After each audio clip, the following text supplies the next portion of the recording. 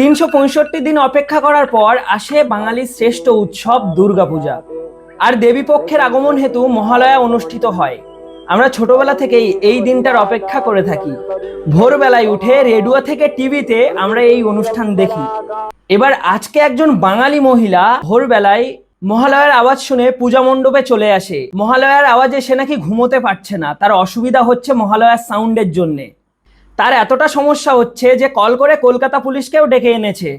এবার আমার কাছে কথা হচ্ছে, সকাল দুপুর বিকেল আজান হচ্ছে, তাতে এদের কোনো অসুবিধা হয় না, তখন এরা পুলিশ ডাকতে পারে না।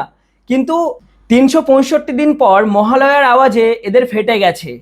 এসে বলছেন যে মহালয়া বন্ধ করে দিতে হবে, সাউন্ড কমিয়ে দেবে। কোন পশ্চিমবঙ্গে আছি আমরা?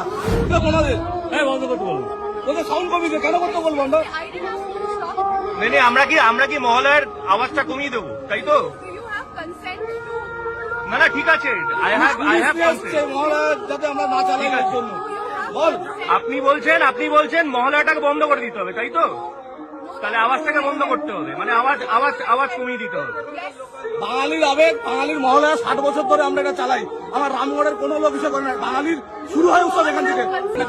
বাঙালির আবেগ নিয়ে খেলছে, বাঙালির মহালয়া নিয়ে খেলছে, পুলিশ নিয়ে এসছে, মহালয়া বন্ধ করতে হবে। অবাক কাণ্ড, কোন বাংলায় আছি?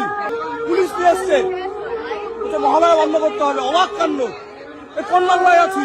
এই মহিলার কি করা উচিত কমেন্টে অবশ্যই জানাও, আর ভিডিওটা শেয়ার করে দাও। দেখা হচ্ছে পরের কোনো ভিডিওতে। জয় শ্রীরাম, জয় সনাতন।